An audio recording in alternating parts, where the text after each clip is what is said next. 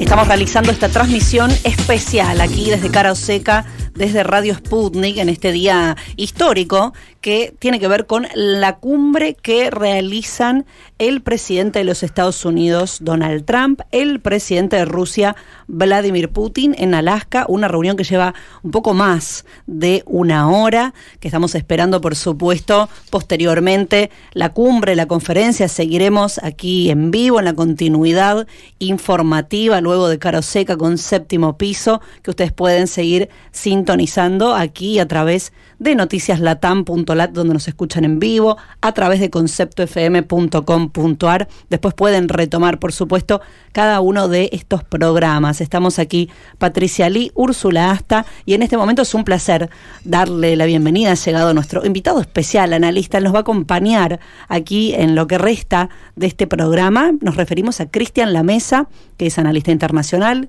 que es escritor. Bienvenido, Cristian, gracias por venir.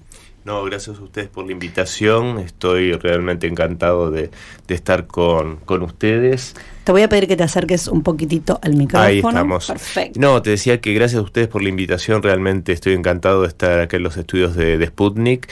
Y bueno, en un día que sin duda es histórico y creo que tal vez empieza a delinear las próximas décadas de la relación entre Rusia y los Estados Unidos. Vayamos ahí. ¿Qué características tiene en términos de relevancia, tanto históricos como coyunturales, esta cumbre, Víctor? Bueno, yo creo que se mezclan los dos aspectos, el histórico y el coyuntural. Yo sostengo desde hace tiempo que si revisamos la historia de ambos países, tiene mucho más motivos y puntos en común y para ser socios y amigos que, por ejemplo, ambos países con el Reino Unido, por ejemplo, con quien tuvieron guerras, Estados Unidos y Rusia, y fíjense que nunca sucedió esto de forma abierta entre los dos estados, entre Rusia o el Imperio o la Unión Soviética y los Estados Unidos. Y sí tuvieron momentos de muchísima cercanía, momentos de una sincera amistad, por ejemplo, cuando el presidente Lincoln recibió ayuda del Imperio ruso en la guerra de secesión, lo cual ese triunfo impidió que fuese desmembrado el país, y hay que recordar que a los confederados los ayudaba justamente Francia y el Reino Unido, quienes siempre fieles a su principio de divide y reinarás, eran coherentes con esto, ya que Estados Unidos ya se perfilaba como una futura potencia mundial.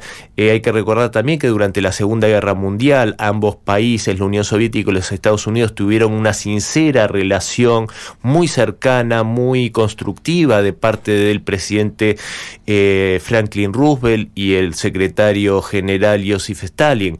De hecho, de la cabeza de ellos dos surge las Naciones Unidas como un instrumento para evitar que el mundo volviese a estar enfrascado en una guerra tan terrible como fue la Segunda Guerra Mundial. Después esto se abortó, desgraciadamente, con el fallecimiento de Roosevelt y la llegada a la presidencia de ese personaje nefasto que fue Harry Truman. Y en este momento, y con esto cierro, me parece que por sus perfiles, el del presidente Putin, un estadista, el más brillante de su época, sin lugar a dudas, y creo que uno de los personajes más importantes de la milenaria historia rusa, coincide con un presidente, con Donald Trump, que creo que puede ser un quiebre en la historia de los Estados Unidos y en el Estados Unidos que conocemos, ¿no? Esta fuerza avasallante que siempre buscó depredar a otros. Yo creo que hay otra lógica en la cabeza de Donald Trump y creo que por eso decía que esto puede significar un cambio para las próximas décadas. Antes estábamos haciendo un repaso pequeñito sobre la historia de los últimos 30 años, no me acuerdo cuándo, 25, 35 años, desde que cayó el muro de Berlín y Rusia en un sentido se vio avasallada por el avance de la OTAN, incumpliendo las promesas que hizo Estados Unidos en el momento en que cayó el muro de Berlín y se unificó Alemania. Y vino un mundo unipolar, digamos, ¿no? Y ahora ¿crees que esto puede abrir esta posibilidad o consolidar un mundo multipolar, cambiar esta dinámica tan agresiva que tuvo Estados Unidos en los últimos 25 años? Bueno, creo que el punto ese es central. ¿Por qué? porque justamente yo apostaría, y el tiempo va a darme la razón o no, a que Donald Trump entiende este cambio geopolítico, entiende que el mundo cambió. ¿Qué es lo que no entienden los guerreristas europeos? Es lo que no entendió Biden, es lo que no entienden estos globalistas fanáticos que son simplemente mandatarios de esas grandes corporaciones globales que pretenden gobernar al mundo. Y esto no es una teoría de conspiración, hay que recordar de dónde viene, por ejemplo, el canciller Merz, el canciller alemán Merz, en este momento viene de BlackRock. Macron, ¿cuál es su pasado? Su pasado es la banca Rothschild. Rishi Sunak, ¿se acuerdan de ese primer ministro británico? Bueno, era parte de Goldman Sachs y ahora volvió a esa oficina en Goldman Sachs. ¿Ustedes creen que en algún momento dejó de ser funcionario de Goldman Sachs para ser premier británico?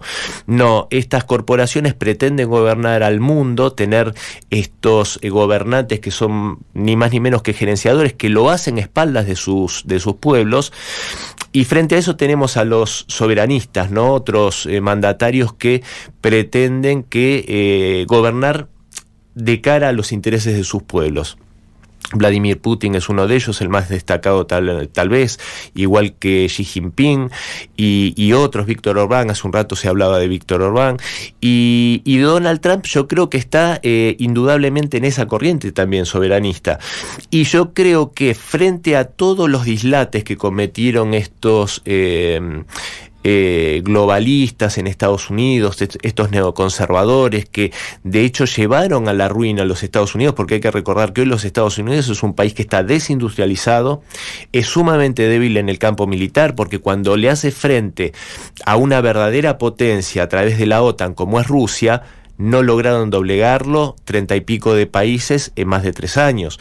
Entonces, ese Estados Unidos que se encuentra Donald Trump lo quiere revertir completamente, y yo creo que él entiende que la única forma es lograr meter a Estados Unidos dentro del mundo multipolar, que es inexorable, y lograr hacerlo de la forma que obviamente sea uno de los grandes polos de poder, junto con Rusia y con China. Después van a haber otros polos regionales, más pequeños, pero también importantes. Pero los 3 grandes polos para mí van a ser, sin duda, Rusia, China y Estados Unidos.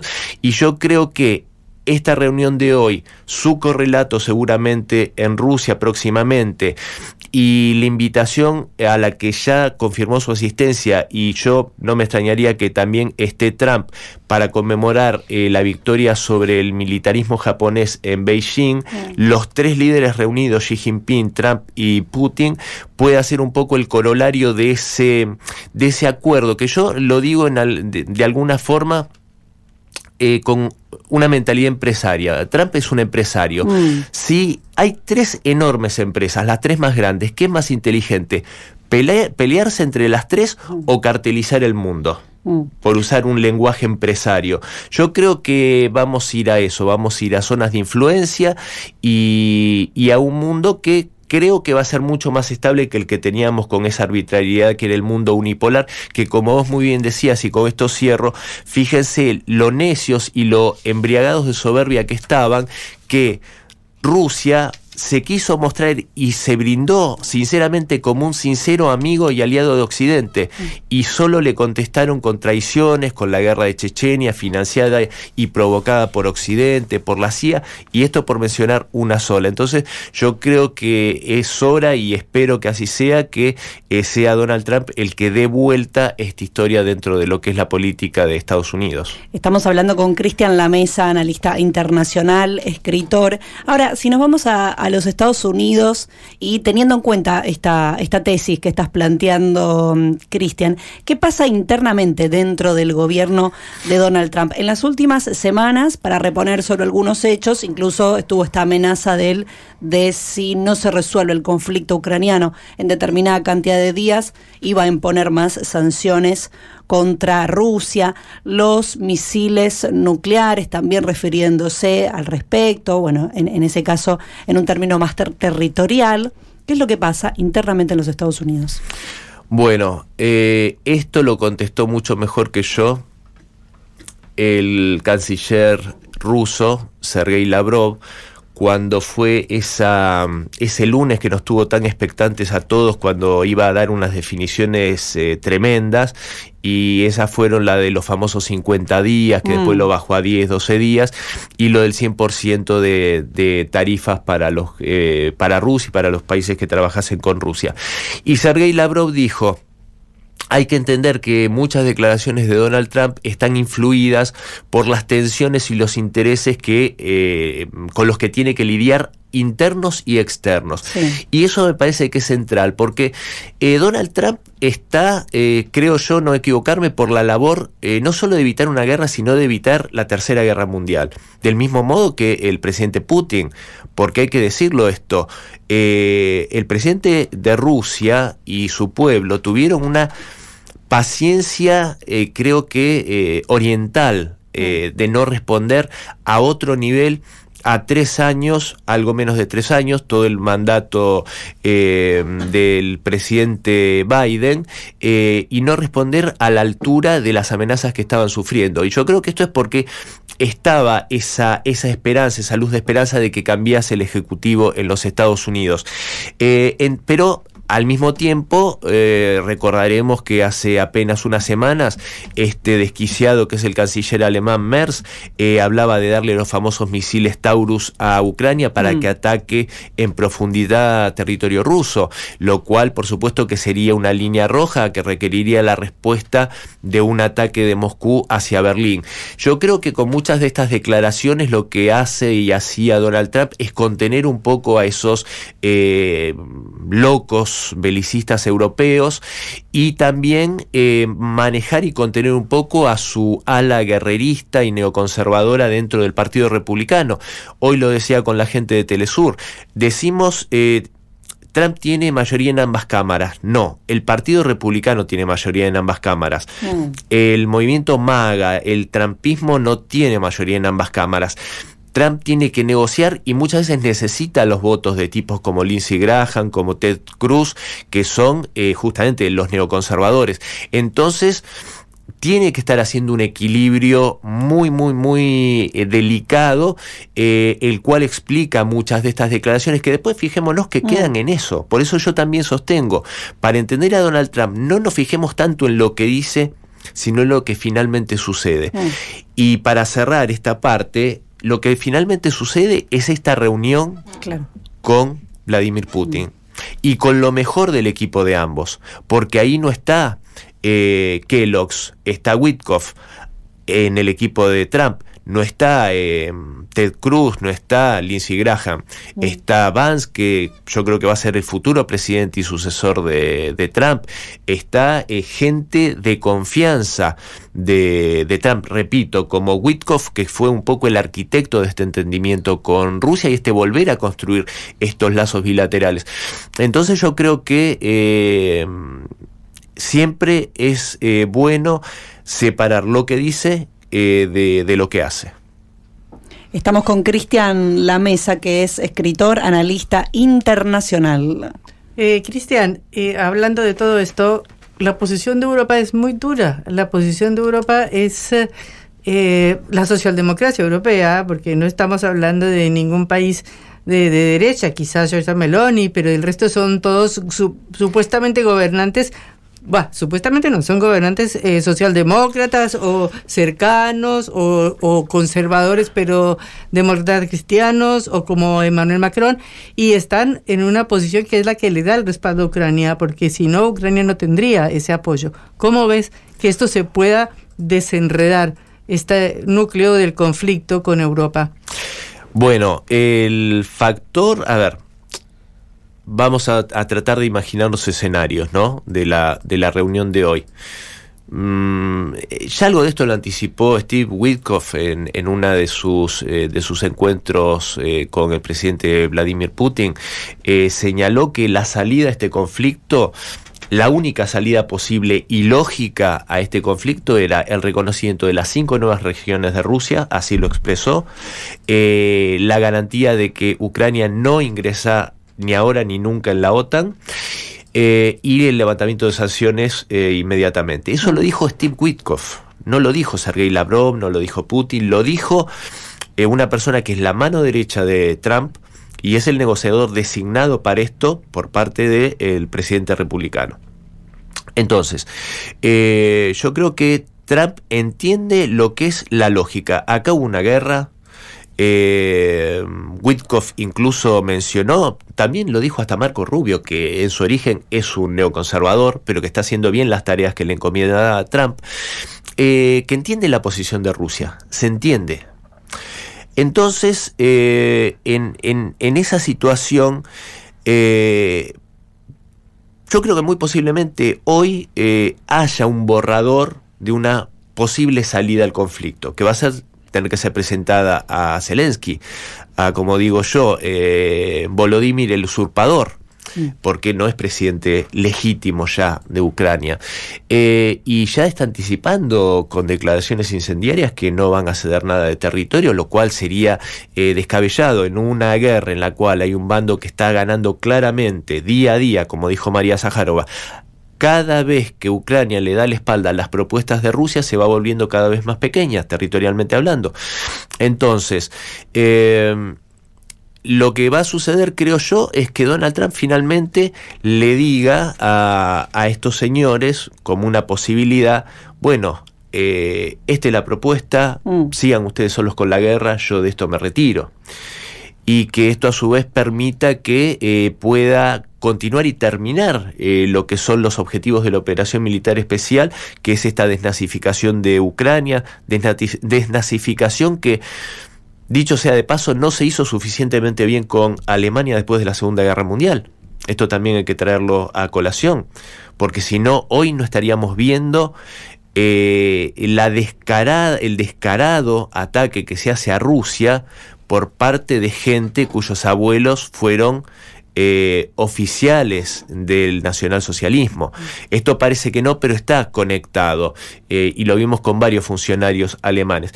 Entonces, yo creo que el verdadero peligro acá es estos europeos. Los que van a hacer fracasar cualquier intento de paz son los europeos. Ahora, la respuesta es ver qué hace Trump y qué mecanismos de presión reales acciona para dejar absolutamente sola a Ucrania y que Europa también entienda que está sola. Y lo que vos muy bien marcabas, esto de los socialdemócratas, porque hoy, por eso yo mencionaba esto de globalistas y soberanistas, porque hoy en realidad, como hay quienes dicen, lo de izquierda y derecha es un caramelo de madera, es algo que no existe más, porque nosotros podemos ver en ambos lados de la mesa gente supuestamente de izquierda y supuestamente de derecha. Entonces, yo me considero una persona de izquierda, o sea, de hecho comunista, y yo qué tengo que ver con, por ejemplo, Pedro Sánchez, que es socialista supuestamente, pero es un globalista, otanista despreciable, que gobierna en contra de los intereses del pueblo español. Y sí tengo mucho más en común con un mandatario como Vladimir Putin, que no es comunista, más bien es conservador popular, pero a mí me representa muchísimo más. Y también tenemos un socialdemócrata como Robert Fico, que por sostener principios que van en contra de la guerra, que van por el interés de su pueblo, el interés de tener energéticos buenos, a buen precio, y estar en contra de la ayuda a Ucrania para utilizarla como un ariete contra Rusia, le costó 5 disparos en su cuerpo y salvar la vida de milagro. Y es un socialdemócrata, pero es un soberanista. Y tenés un Orbán que, si no me equivoco, es democristiano, más bien de derecha, pero es un soberanista que es muy votado, es sumamente popular entre las clases trabajadoras y las clases medias de Hungría. Entonces, y lo mismo podríamos hablar desde los globalistas, hay de izquierda, de derecha.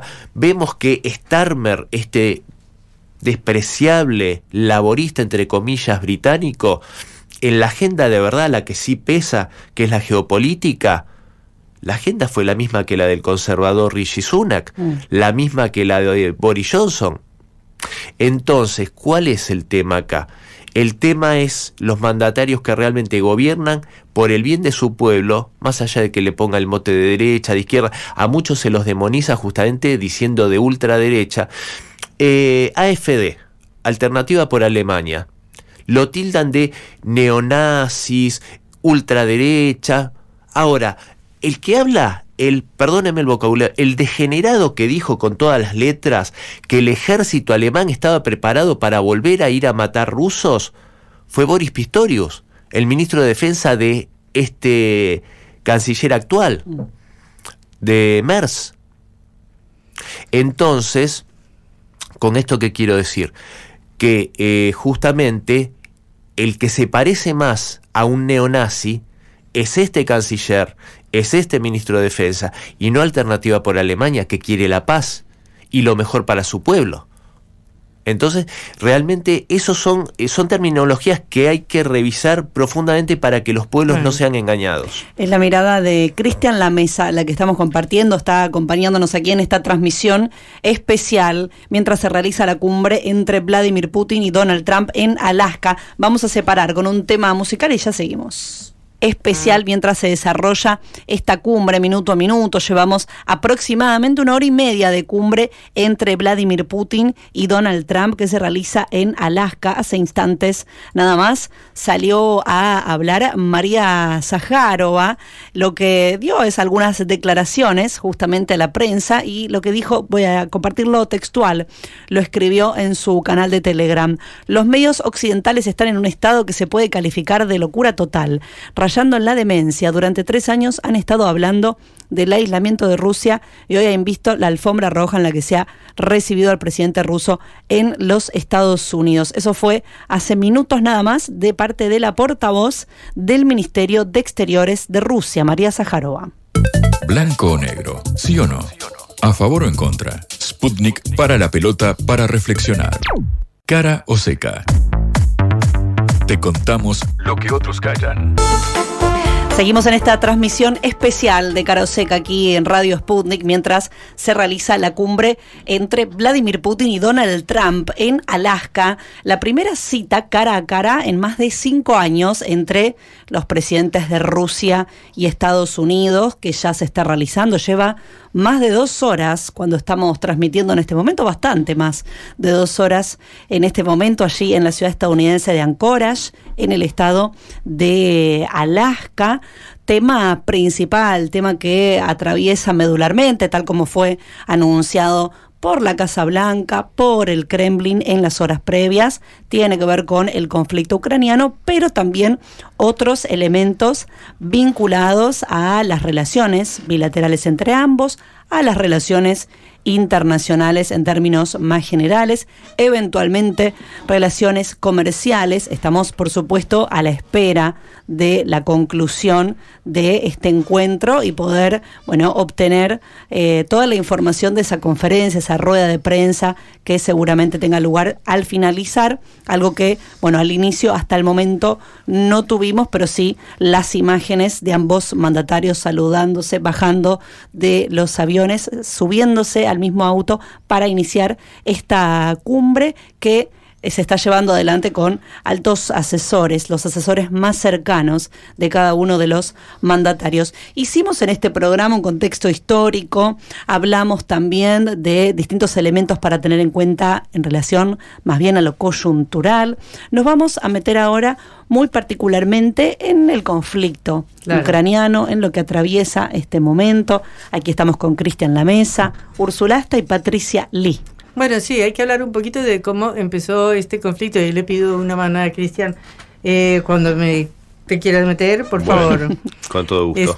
Porque estamos hablando de 2 pueblos hermanos, hermanísimos, y de una tragedia terrible que está sucediendo, porque ya sabemos todos que Rusia nació en la Rus de Kiev, por allá por el año 1000, que resistió la invasión de los mongoles, que luego vinieron todas esas historias, en las cuales no me voy a meter en este momento, pero sí que Ucrania como un país independiente, y esto es una cosa que se borra mucho de toda la información, existió por la Unión Soviética. Ucrania no existía, Ucrania fue creado por la Unión Soviética. Exacto. Fue creado después de 1917 por la revolución, por los dirigentes del partido bolchevique en ese momento, Lenin, Trotsky, Stalin, todos los demás, que decidieron hacer un país que se llamaba Ucrania y que mezclaron la parte oriental del Donetsk, que era la parte, le decían la Manchester de la Unión Soviética, o de Rusia, perdón, del Imperio zarista,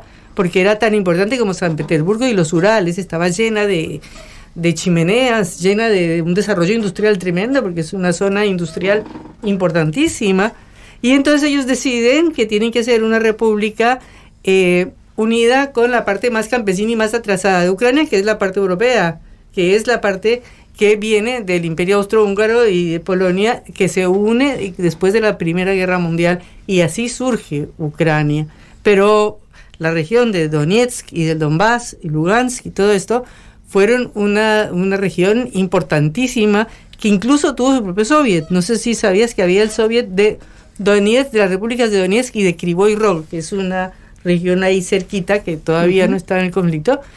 Y incluso los dirigentes de esa república soviética se negaban a unirse con los de Kiev porque querían hacer una república obrera pura, porque era la región más obrera que había en Ucrania. Y Ucrania surge, es una creación soviética realmente. Sí, totalmente. Y es tan cierto esto que incluso si nos remontamos muy brevemente, esta población, paradójicamente esta población más occidental de Ucrania que vos mencionás, sufrió muchísimo y en diferentes periodos justamente la arbitrariedad al estar bajo el Imperio Austrohúngaro, por ejemplo, Polonia, con mucho avasallamiento de sus costumbres culturales, de su lengua materna, religión, y cosa que no le pasó nunca a la región que estuvo siendo parte del Imperio Ruso, que siempre fue el Imperio Ruso, la Unión Soviética y la Rusia actual, es sumamente respetuoso de las religiones. Incluso como imperio, Rusia abrazaba a otros pueblos que se unían al imperio, respetando sus religiones, respetando la lengua materna, y cómo no estos que son tan rusófobos hoy, en realidad no sufrieron el avasallamiento por parte de Rusia, sino por parte de otras potencias como Polonia. Claro.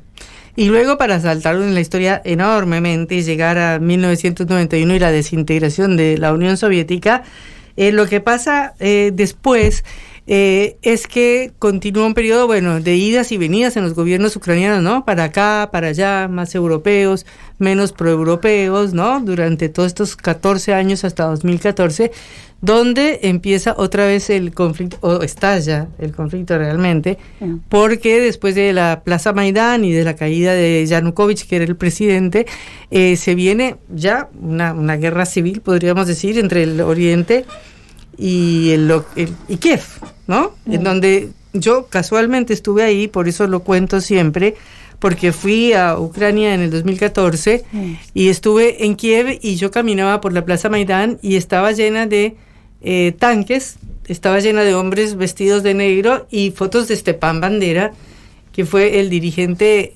nacionalista que apoyó la invasión nazi. ¿Qué ibas a decir? Que en ese estuviste justo en contexto de los acuerdos de Minsk, claro. Patri. ¿Qué fueron los acuerdos de Minsk? Bueno, eso viene un poquitito después, porque es cuando esto está ya todo en el 2014, ¿no? Más o menos 2013, 2014, Plaza Maidán, pero lo que yo iba a decir antes de esto de los acuerdos de Minsk que no se cumplen, es que esa región nunca se desintegró. Es decir, la Unión Soviética nunca se desintegró políticamente, pero ahí en Lugansk se producían todos los vagones de tren de Rusia. En Dnipropetrovsk, o no me acuerdo en qué lugar exacto, se producían todos los motores de los helicópteros. Es decir, era una región donde no había una frontera física ni económica ni de ningún tipo, y la forzó la Unión Europea y la forzó la OTAN para ver cómo estallaba eso, y es lo que lleva al conflicto actual. Y ahí vienen los acuerdos de Minsk, que nunca se cumplieron, porque los acuerdos de Minsk eran darle autonomía a esas regiones, y nunca lo cumplieron. Nada más lejos o más extremo que las autonomías españolas.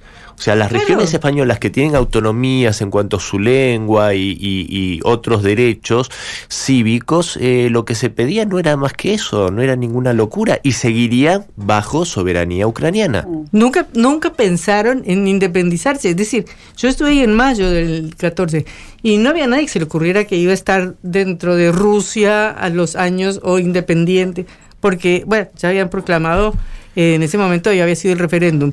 Pero en todo caso, nunca se les ocurrió tener un conflicto con Ucrania. Lo que pasa que se ha ocultado muchísimo el rasgo sumamente violento que tuvo todo esto contra la población ucraniana de lengua rusa y culturalmente ruso, y que esa es su identidad cultural, valga la redundancia. Y vos fíjate, yo quería hacer acá un breve, porque esto incluso viene de un poco más atrás, cuando le roban la primera elección a Viktor Yanukovych en 2004, si no me equivoco, y es eso que denuncian fraude, hacen esa revolución naranja, el que era el otro candidato pro-occidental, que era Viktor Yushchenko, y terminan presionando a que el Tribunal Supremo decrete que se haga lo que nunca se vio en la historia, una tercera vuelta electoral. Y en esa le roban la elección a Yanukovych, y en unas declaraciones recientes Viktor Yanukovych dijo que él no profundizó y no siguió adelante con los reclamos porque quiso evitar un baño de sangre. Baño de sangre que no se evitó en 2014 cuando le hace un golpe de Estado, porque en 2010 ya fue inevitable ocultar el triunfo de Viktor Yanukovych. Y, último dato, Yushchenko, habiendo sido presidente durante su mandato, ese mandato que yo digo para mí fue un fraude en 2004, en 2010, en las elecciones que no le pueden robar a Viktor Yanukovych, saca como presidente en funciones 5% de los votos. O sea que fue o muy desastroso como presidente, lo que le valió ese revés electoral, o que justamente esto avala que fue un fraude lo anterior. Yushchenko, estás diciendo. Viktor Yushchenko. Claro. Y para cerrar, este fue el personaje nefasto que le da póstumamente a Stepan Bandera el título de héroe de Ucrania. Ahí vemos cómo esto en realidad es sumamente impopular entre el pueblo ucraniano, que es hermano del pueblo ruso, pero que hoy está secuestrado por una minoría neonazi que está haciendo este baño de sangre contra su propio pueblo. Bueno, sí, es una historia que es la que no se cuenta en Occidente, no se cuenta en Europa, no se habla de estos neonazis. Yo soy muy reacia a utilizar esa palabra porque se extiende demasiado y se utiliza muy irresponsablemente, pero en el caso de Ucrania sí eran efectivamente, literalmente con tatuajes neonazis, en su piel, con la esvástica, con las esvásticas, armados, y fueron los que fueron contra Donetsk y contra Lugansk, porque el ejército ucraniano no quiso pelear, los chicos ucranianos no querían pelear esa guerra, y mandaron a todos estos hombres armados que eran, estaban en el gobierno que surgió en 2014. Y bueno, así se llega a esta situación y a los acuerdos que decía Úrsula, que no se cumplieron en absoluto hasta que empieza esta operación especial. Estamos aquí en esta transmisión en vivo, en una transmisión especial que hacemos desde Radio Sputnik, aquí en el programa Cara o Seca. Vos nos estás escuchando a través del portal de la Agencia Internacional de Noticias Sputnik, noticiaslatam.lat, y hay que decir que acaba de terminar la reunión en formato estrecho, así es anunciado, entre el presidente de Rusia, Vladimir Putin, y su homólogo estadounidense, Donald Trump, hace unos minutos.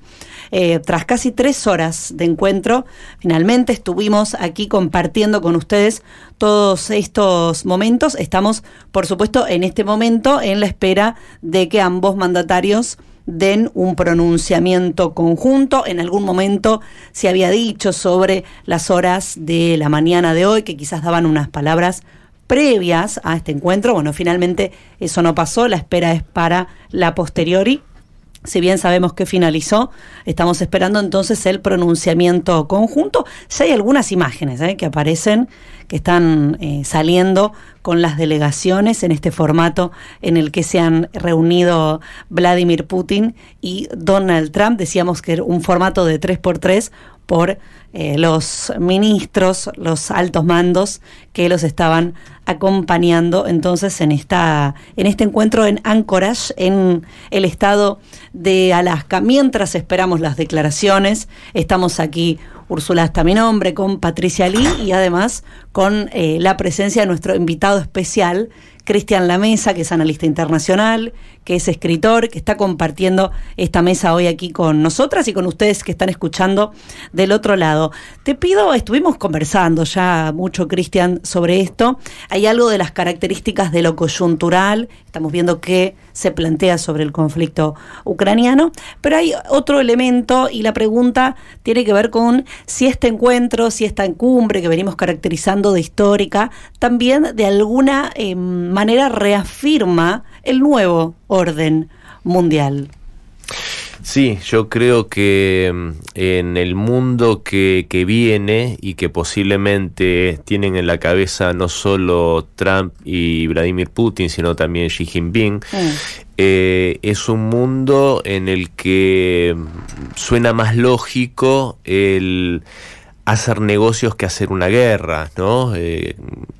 Me parece que un poco el ejemplo de eso es la política que lleva adelante China, una política en la cual se habla de compartir la prosperidad, un orden en el cual esté por encima la idea del ganar, dejando de lado esa lógica de suma cero, ¿no? De juego de suma cero, en el cual para ganar algo otro lo tiene que perder necesariamente. Y en ese sentido yo creo que es evidente que las políticas que se llevaron adelante en los Estados Unidos en las últimas décadas no han hecho grande al país.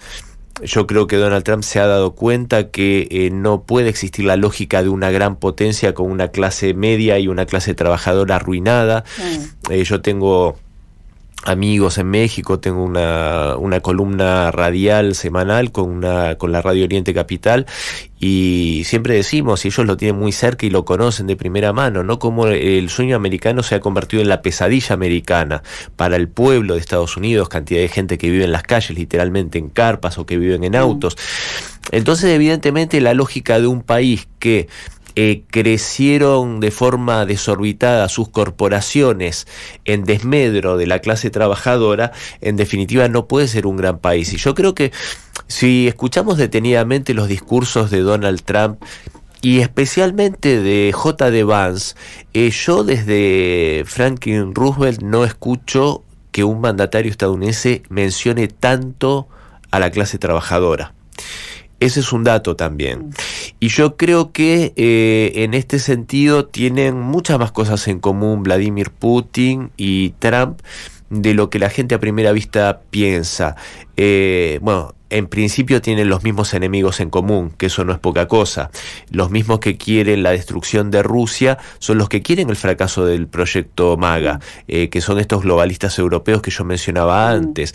Yo siempre ese globalismo no es que sea la cara, pero para ponerle una cara yo siempre menciono a George Soros, y pero dicho por él abiertamente, es un enemigo jurado justamente de Vladimir Putin, de Xi Jinping, de Víctor Orbán y de Donald Trump también. Entonces yo creo que sería realmente muy, muy torpe de parte de Donald Trump, y yo no creo que sea torpe, sinceramente, de no entender dónde están sus potenciales amigos y aliados. Y creo que eso se ve en esta afinidad que se percibe en esta reunión, en un saludo muy cordial de parte de ambos líderes. Y yo creo que la cosa pasa por ahí, por definir el nuevo orden mundial, que es un orden multipolar, en el cual obviamente Estados Unidos va a tener que revisar muchas políticas en cuanto a cómo se maneja con otros países. En este sentido yo creo que Donald Trump está haciendo una política muy inteligente.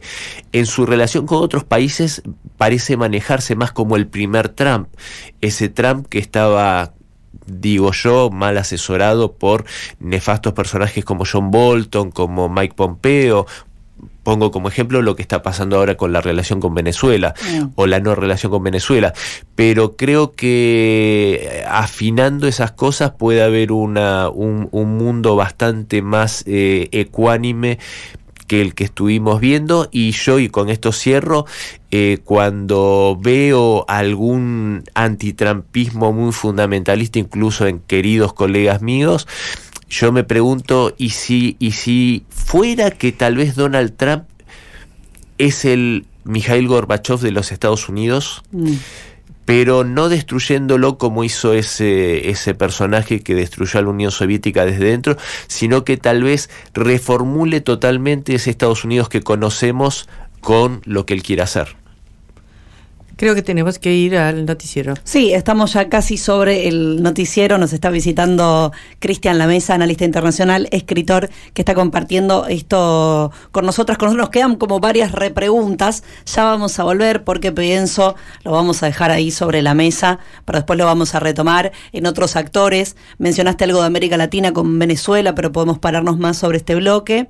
Antes mencionaste a China, quizás nos falta un actor que podamos conversar después, que es la India, en este tablero geopolítico del cual estamos hablando, mientras esperamos la conferencia de Donald Trump, de Vladimir Putin, porque hace instantes nada más finalizó esta cumbre que duró más de 3 horas, aproximadamente 3 horas, 12:45 dicen. 12:45 concretamente en el estado de Alaska, y estamos en este tiempo del medio en el cual estamos esperando que haya mayores informaciones, declaraciones. Quédate aquí en Radio Sputnik, que estamos en vivo, y además ya llega todo el equipo porque esto va a seguir, sigue.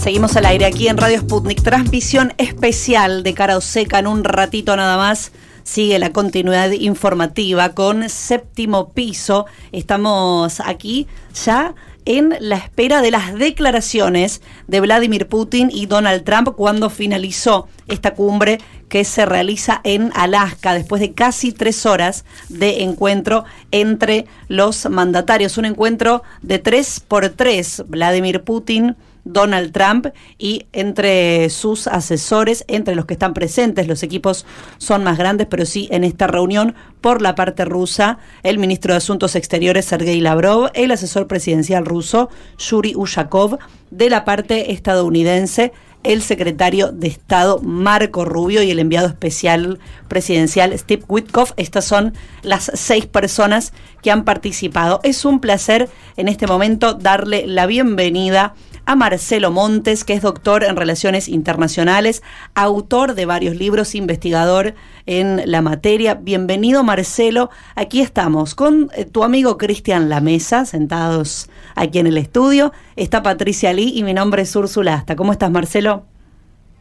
¿Qué tal? Un gusto, Úrsula, Patricia y Cristian, obviamente. Abrazo, querido Marcelo. Muchísimas gracias, Marcelo, por compartir un ratito hoy aquí en Radio Sputnik. Te pido una primera mirada sobre la importancia, la relevancia de esta cumbre que tiene lugar el día de hoy en Alaska. Bueno, la cobertura de ustedes con semejantes invitados, obviamente, creo que manifiesta claramente la importancia de esta cumbre, ¿no? La cobertura periodística, la gran cantidad de medios que se dieron lugar, que ahora mismo están ahí sentados esperando la palabra de los dos presidentes. Si hablan los dos, recordemos, como dijo Trump, va a ser señal de algo positivo. Si habla uno, bueno, él nos dejó entrever que podía ser un fracaso la cumbre. Esperemos que hablen los dos. Y bueno, la cobertura periodística, la gran cantidad de emisiones que se han dado durante todo el día sobre esta cumbre en un lugar realmente recóndito del mundo, por supuesto no para los norteamericanos, pero sí para el resto del mundo. Bueno, hablan las claras de que cuando estas dos personas se juntan, bueno, todo el mundo está en vilo, ¿no? No es lo mismo hoy reunir a un líder europeo con cualquiera de estos dos o con el líder chino, por mayor respeto que me merezca China, por supuesto, pero claramente Putin y Trump, o Trump y Putin, generan, contagian, motivan toda una irradiación hacia el resto del mundo que es formidable, independientemente de lo que pase, ¿no? Creo que ya es un motivo importante como para comentar. Estamos con Marcelo Montes conversando.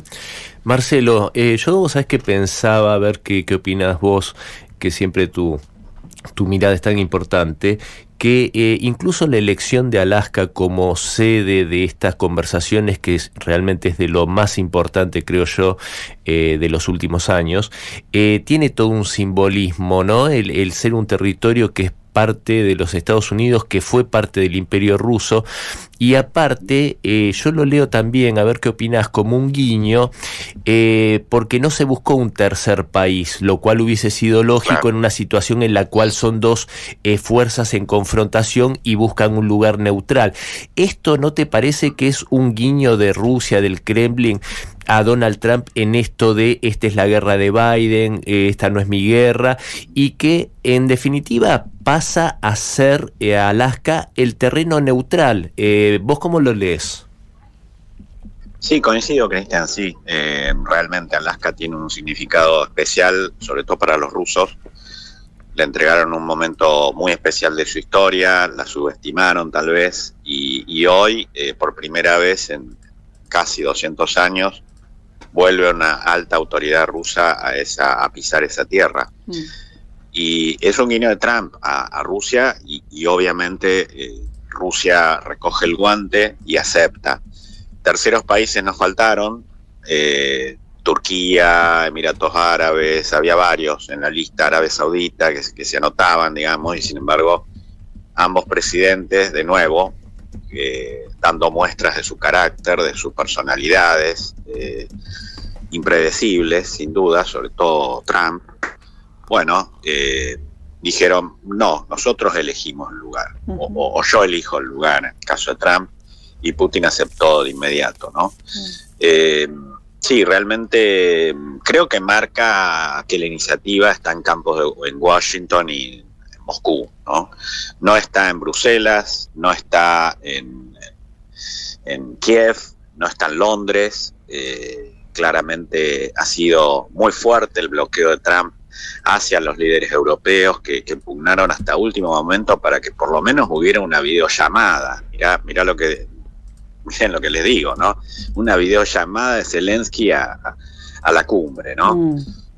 No pudieron, y bueno, ahora esperamos todos muy ansiosos, muy expectantes el resultado de la negociación, o al menos, yo soy optimista también en eso, que sea el primer paso para una negociación más en serio, ¿no? Es decir, ya yendo punto por punto, y sin duda que la conversación de 2 horas 45, bueno, conociendo a ambos presidentes, me parece que debe haber sido muy franca, muy directa, como ellos dos son, y seguramente, bueno, es el punto de partida para futuras reuniones. Estamos en diálogo con Marcelo Montes, que es analista internacional, que nos acompaña siempre para hablar de estos temas. ¿Sabés, Marcelo, que recién mencionabas, bueno, si dan... esto que anunció Trump, ¿no? Si aparecemos los dos, tanto él como Vladimir Putin, es que hay buenas noticias, de lo contrario que no va a ser así. Por el momento vemos en las imágenes los dos estrados preparados. De hecho, hace un ratito asesores estaban haciendo un poco la prueba de cámara y se ubicaban de los dos lados. Ahora bien, más allá de eso, me pregunto y te pregunto, Marcelo, ¿qué serían buenas noticias? ¿Qué serían malas noticias? ¿Con qué debería cosechar cada uno? ¿Qué imaginás sobre esa hoja de ruta? Porque más allá del conflicto ucraniano, se habla también de elementos comerciales. ¿Qué lineamientos marcarías? Bueno, la buena noticia para el mundo sería parar la guerra, ¿no? Detener la guerra para el mundo. Acabar con los muertos de un lado y del otro. Subrayo los de un lado y del otro, porque no necesariamente hay tantos muertos de Europa o de Estados Unidos o de la OTAN, sino más bien muertes ucranianas y por supuesto rusas. Esa sería la buena noticia, el buen deseo con el que nos dejó el Papa Francisco en su momento, es decir, que esta guerra se acabe de una vez por todas.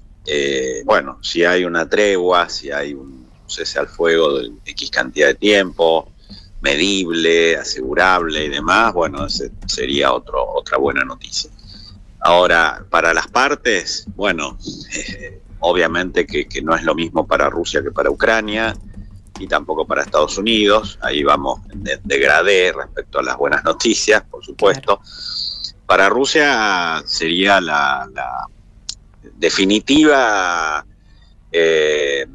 aclamación de la no pertenencia de Ucrania a la OTAN, ¿no? Es decir, definitivamente abandona Ucrania la pretensión de formar parte de la OTAN y a su vez Trump es la garantía que abdique la OTAN de integrar a Ucrania.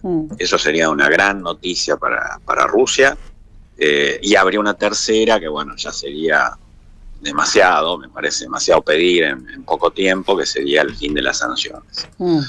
Y para Estados Unidos, bueno, para Ucrania no sé si las que acabo de mencionar son buenas noticias. En todo caso es la crónica de una muerte anunciada, ¿no? Porque si se llega a reconocer lo que acabo de decir, bueno, varios tendrían que poner la cabeza sobre la picota, es decir, todo este tiempo perdido desde la administración Biden y desde Obama, Estados Unidos metiéndose en un embrollo del que ahora Trump trata de salir, la Unión Europea, bueno, metiéndose más aún en el embrollo, y aparentemente no puede salir o no quiere salir, en fin. Creo que allí van a tener que rodar algunas cabezas si se llega a confirmar lo que acabo de decir. Ahora, para Estados Unidos, bueno, el fin de la guerra también sería un alivio para sus arcas, sería un alivio para sus arcas en relación a lo que ponen en esta guerra, haciendo participar a la OTAN, un despegue absolutamente geopolítico de lo que es Europa, porque bueno, le permitiría ya mirar con mayor atención lo que pasa con China, la rivalidad con China, y por fin una reanudación de una relación que nunca debió haber sido inamistosa con Rusia. Y ahí vienen las posibilidades de inversiones y levantamiento de sanciones y demás que seguramente Rusia va a pedir.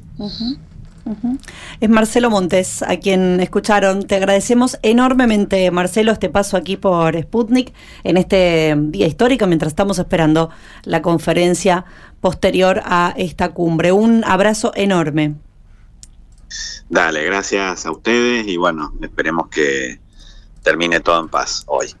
Marcelo Montes es analista internacional, nos acompaña siempre en estos temas, ustedes lo han escuchado, en esta transmisión especial que estamos realizando aquí desde lo que sucede en Alaska.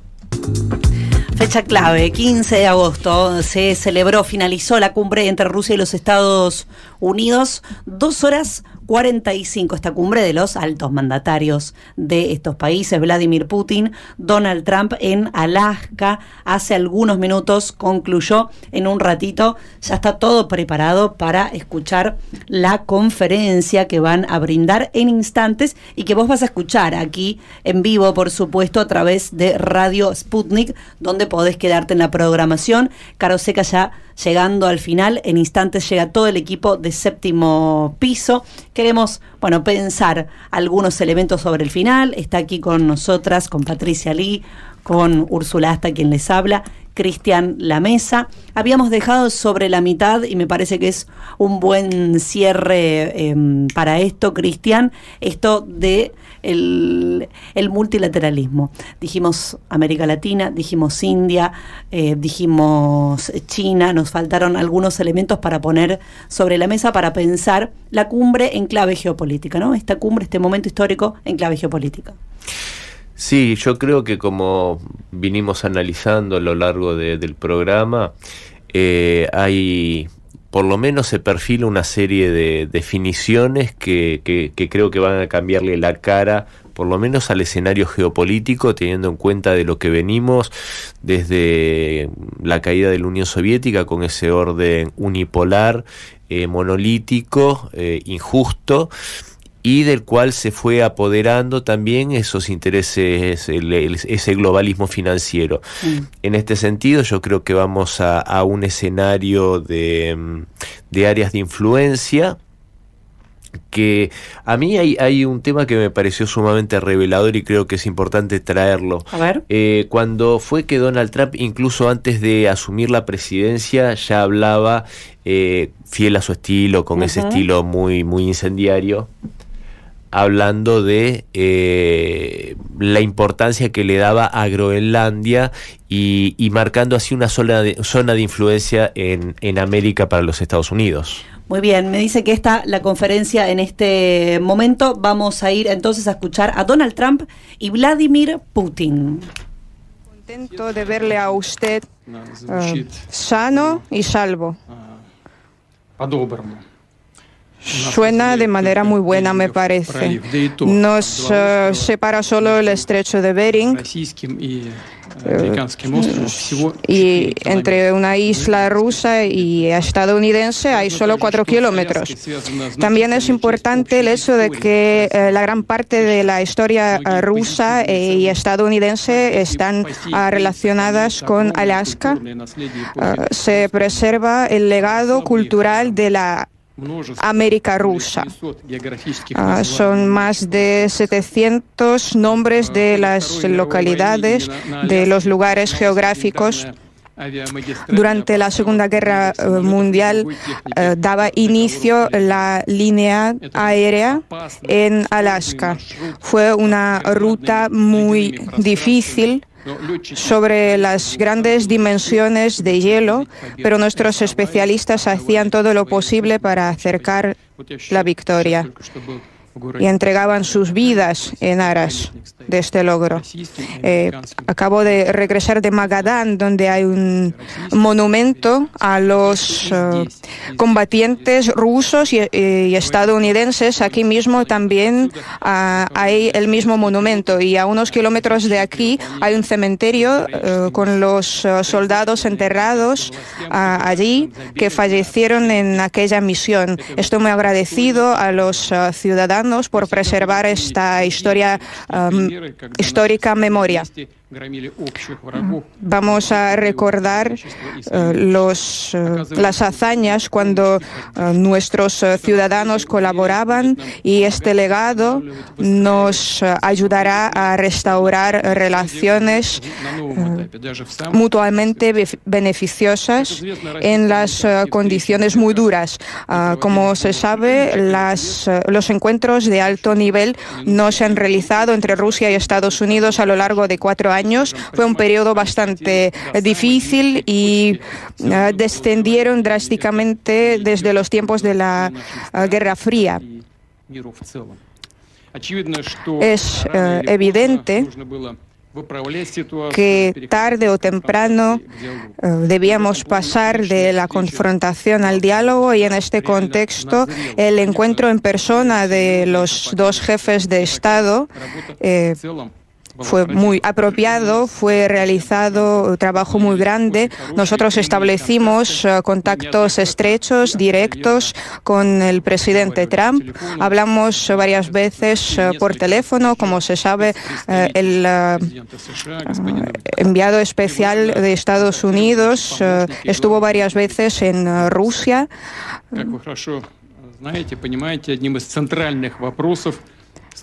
Una de las cuestiones clave fue el conflicto ucraniano. Vemos las aspiraciones de Estados Unidos y del presidente Trump en persona de ayudar en la solución del conflicto ucraniano.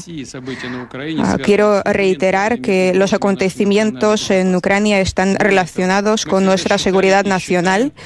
Aún más, siempre percibíamos el pueblo ucraniano como el pueblo hermano. Tenemos las raíces comunes, y lo que está pasando hoy en día es una tragedia para nosotros. De ahí que nuestro país está interesado en poner fin a la situación, pero necesitamos la solución sostenible que erradique las raíces del conflicto, para que se aseguren todos los intereses de Rusia y se restaure el balance de fuerzas en Europa y en todo el mundo. Debe asegurarse la seguridad de Ucrania también, estamos dispuestos a trabajar en ello. Espero que los resultados alcanzados nos ayuden a aproximar la paz y esperamos que en la UE, en Ucrania, también perciban adecuadamente los resultados de las negociaciones y dejen de intentar socavar el proceso de paz. A propósito, con la llegada de la nueva administración, aumentó el giro comercial. Es de carácter simbólico, sin embargo, 20% más. Tenemos muchas direcciones en las que avanzar. La asociación entre Rusia y Estados Unidos es bastante perspectiva. Tenemos mucho que proponer uno a otro. La interacción en el Ártico también es muy estrecha. Está hablando Vladimir Putin. Después de la palabra del presidente ruso va a hablar Donald Trump. Nos vamos a despedir al aire. Esto ha sido Cara o Seca en vivo en la transmisión de Radio Sputnik. Vamos a agradecer a nuestros analistas Víctor Ternovsky, Atilio Borón, Marcelo Montes, Cristian Lamesa aquí en estudios, que ahora sigue en Séptimo Piso, así que quédense. En la producción, Augusto Macías, Melanie Amato, Emiliano Lomlomsian. En la operación, Leandro Santo. El equipo técnico, Mauricio Cardoso, Astrid Arias. En el informativo, Florencia Fossati, Cintia Gauna, Florencia Cabral. Mi nombre es Úrsula Asta. Patricia Lee, muchas gracias. Bueno, nos despedimos y continuamos con la información en el Séptimo Piso. No se vayan.